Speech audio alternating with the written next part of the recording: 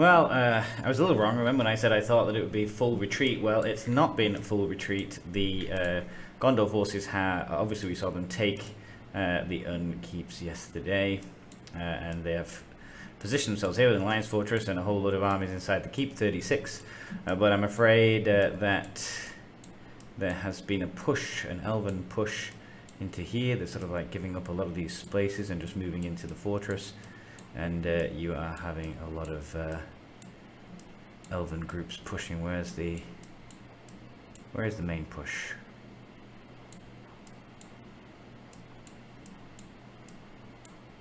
Can't find it.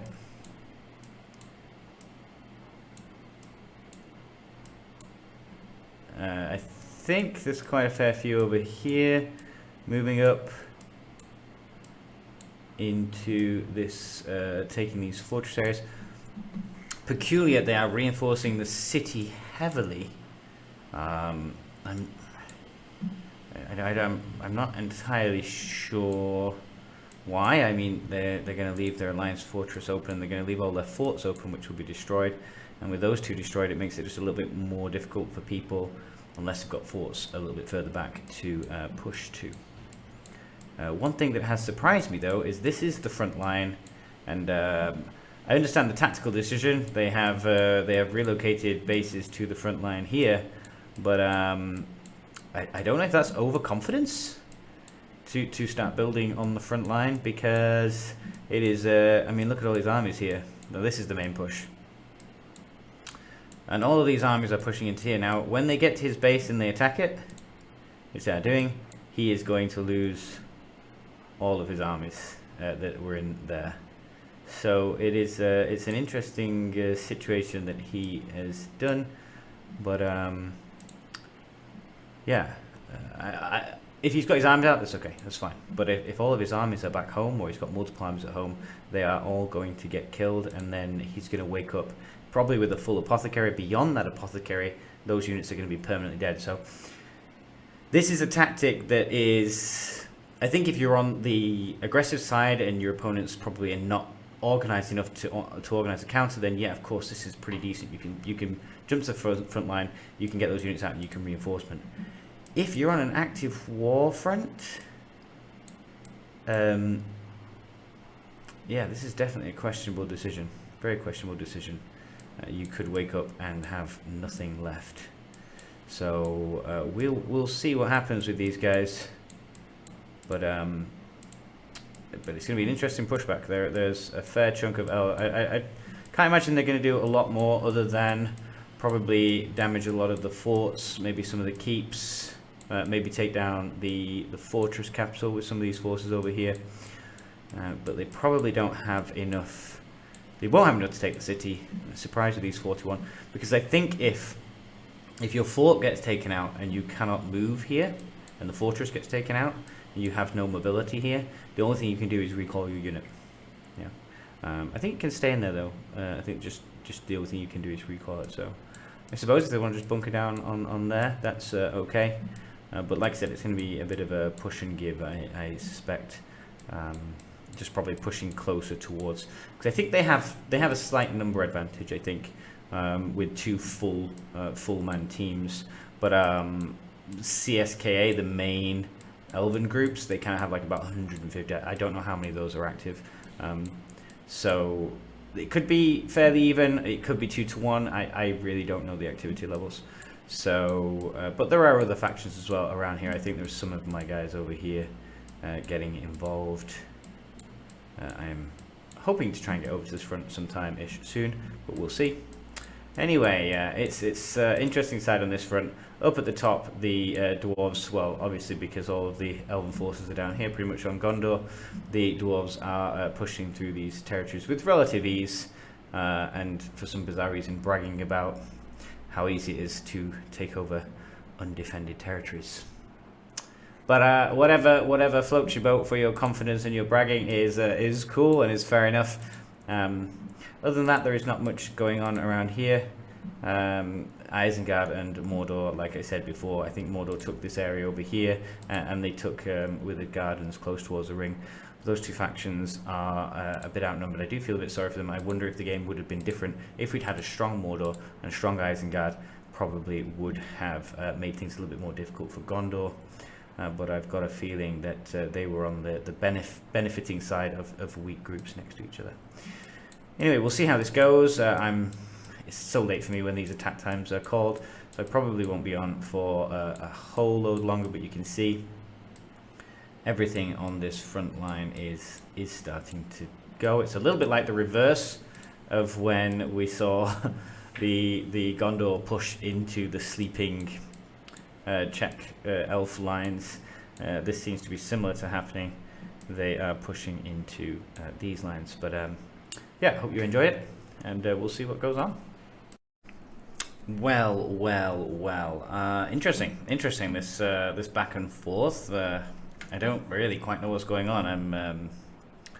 Yeah, 1 minute I'm like, oh, Gondor is so powerful, they've taken the keep, but they actually managed to halt Gondor's progress yesterday as they were getting towards the ring, and then today we saw that big push into here, and yeah, they've now continued to push them back to the city. So the city, and I was a bit shocked. We saw they had the fortress, and they had a huge long line of forts. So similar to what Gondor did. I remember yesterday when Gondor were pushed back and they were back to here, and they had that thin line, and then they pushed forward and they destroyed all of the keeps, and they sieged and took the city, and then continued to push all the way down to that the further back into the elf line. That's like final push towards the ring. That stamina, I guess, paused it, continues into today, and we can see that like I say, the flip flop, the the seesaw has swung back. So they have taken no surprises. Remember, I mentioned those two keeps that were a bit too close to the front. Yes, it did not end well for those, and I have a sneaky suspicion there are a few other forts maybe that were positioned a little too confidently, and that might also they also might be taken out. And if your base gets taken out, you're not taking out the game completely. You random teleport. You will lose resources when the opponents attack you, and more devastatingly, if you're not online and all your armies are at home, basically they will fight all your defending armies. So there's a potential that they kill all of your characters, all of your units while you're away, and then you come back. Obviously this can take you above your apothecary limit, so anything above your apothecary limit, they're permanently wiped. So it can be dangerous. If you're going to teleport to a front line, make sure you distribute your troops around and about, so that will not happen. Of course, you have to be careful, because there's also no point in one fort and putting all 7 or 8 of your armies in, because the opponent might see that as well and then be like, right, well, we'll do the same thing. We'll apothecary wipe. So yeah, I think it was a very interesting battle. It was fiercely contested. I think there was about 40, maybe more, I can't remember, when the siege began, of Gondor armies in there, and I was shocked and surprised. I did not but think the Lothlorien forces would try and take the city. I thought they would push through and destroy and keep going on the push. I was a little bit surprised. I worried that they wouldn't be able to finish them off once they killed all the Gondor armies, but they managed to kill the Gondor. They managed to kill the city defenders, and they managed to take the siege down. I was surprised. So it does give them a little bit of leeway, because they do now have the faction control, so it stops more reinforcement bases teleporting in. It stops the building of alliance fortresses and the bits and pieces. So I can understand. It's a good place to be in. I think very similar to like yesterday, where we saw them take the city and then like stragglers continued the push. I think that will be the case here. You'll see the stragglers pushing around and just destroying forts and whatever they can with all these armies that just sat around.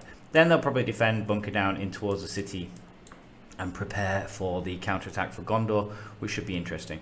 As for the dwarves are not particularly in any rush to come down. I think I saw links around the central Mirkwood, but I think they're actually planning to go up here and take the city. So they're in no rush to help their Gondor allies, who who now stand. They do have their Rohan allies who are there, but there has been an opening here where the Isengard and the Isengard and the Rohan forces have opened up here.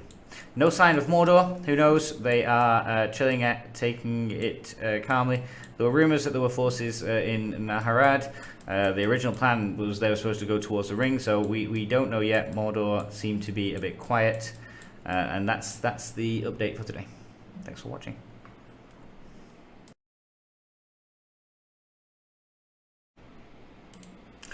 Our update on the war front. Remember, we saw yesterday the Gondor sweeping attack that had pushed the elves all the way back to the ring, sort of like holding on close to their crossing and nearest towards their capital, was pushed back. We saw that yesterday, was pushed back most of the way through the Undeeps. The city was taken, and the Elven forces managed to continue pushing them reasonably far. Actually, they've continued to push well back into Gondor territory, who have seem to have gone to consolidate their position maybe a little bit further back. They are also having to deal with some Isengard attacks here, so they've had to reposition a few forces here, and they seem to be attacking Rohan, which is bizarre. They've been allies all season, so I don't know what's going here. Could be some sort of plan to allow them to take the capital. Could be Gondor deciding just to attack them because they haven't helped too much when they got pushed back. I don't know. I don't know the political situation there. I'm sure I can find out after, when everybody tells us what's going on and it's all finished. So where are we focusing on today? Well, remember we saw the dwarves smash through the Elven King realms, and they pushed into towards the next city, and it was looking like maybe it was going to be another easy city for them. Well, it seems that the defensive line has been drawn here at this city, and actually they've refocused, repositioned their forces from yesterday, and the advancing dwarf army, which is heavily fortified here. Look at these numbers in some of these forts: 6, 3, 9, 5, 4 in the camp, 5. So we've got some heavy duty defenses here in their push forward. Unfortunately, they appear to have been entirely encircled by the elves, which is not a good position to be in. So we will see the Dwarven sturdiness. There are reinforcements coming in. I think there are a few. There's some reinforcement lines coming in, I think, and it will be a valiant attempt by the dwarf attack force to stand their ground. I think if they lose this position, I'm not sure where their next back line is. They've got some bits over there. How to get over and fast. Again, I'm theorizing what they'll do. I'm going to guess, or maybe I've gone the wrong way. Maybe the retreat line is closer towards the Elven King city over here, possibly. I'm not sure where their fallback point is. I cannot see it at the moment. I'm sure they have one. I'm sure there's somewhere. There is a backup line hidden somewhere back on the way towards Elven Keeps. I would guess somewhere. There's some forces here. There's bits and pieces on the way back and towards the crossing, which it doesn't have a lot. I don't know. We'll see. We'll see how we go. We get to Elven Kings. Sorry guys, I had to cut that then. I scrolled over, and unfortunately some of these players had written profanity as their fort keep names. I remember I have reported these. I don't know why people do that. I understand, you know, burn trees, have a joke, you know, I eat horses, all those type of things. It's a fun joke. Please don't use profanity, guys, because there's a censor in there for a reason. And it's just, you know, I know. Oh, who cares about? It's a grown-up game and stuff, but still, it doesn't need to get profane, does it, guys? You can be funny and smart and rude, but anyway, there we go. That's my rant of concern for today. We'll see how that goes. I've got another video to do. It's looking like it's slowly crumbling, which will that'll be a slight inconvenience. But yeah, it's interesting. It's interesting. The dwarves, I think, were planning to. I'm not entirely sure why they came over to Taur Ennorath, to be honest, because the Gondor did a sweeping attack and had managed to push all the way up to here. And I just think if the dwarves had been here in central Mirkwood and had pushed down, they would have been able to overwhelm what was left, and the dual attack would have probably wiped out all of the forces at the ring, and probably even pushed all the way back to sort of like the last crossing near the capital. Instead, they've decided just to hit the softer targets up here, and they hit the Elven kings, and then they've moved towards Taur Ennorath. But what they've actually allowed to happen is they allowed the elves to regroup, push back Gondor, the Gondor advance, and then basically deal with the two armies separately. They've now been able to reposition back up over in Taur Ennorath and been able to sort of like repel the dwarves and potentially push those back. So yeah, interesting tactic. I don't know. Again, I'm not supreme overlord of the world. I'm not sure that was the best move. Just like yesterday, I was critical of the Elven advance onto the Undeeps. I did not think that they would take that city, and I felt that that was a huge waste of stamina to defeat. I understand killing the Gondor armies that were defending the city, 35 or however many there were. But then to waste all that on 30 AI armies, and then also to waste all that damage on the siege, I was a bit like, what happens if you don't take it? If you take this is like the end, because they're going to be able to teleport all more stuff in, to long march more forces in. They're going to be able to reinforce the city, and it's definitely a questionable decision.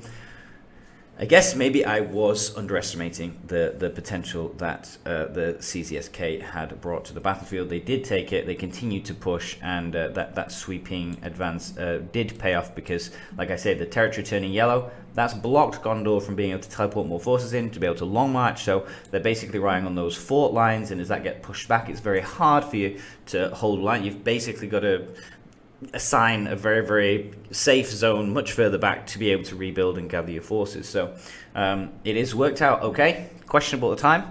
So who knows? Maybe I am questioning this wrong, and it will work out fine, and there's some hiddenness behind it. But it confuses me a little bit.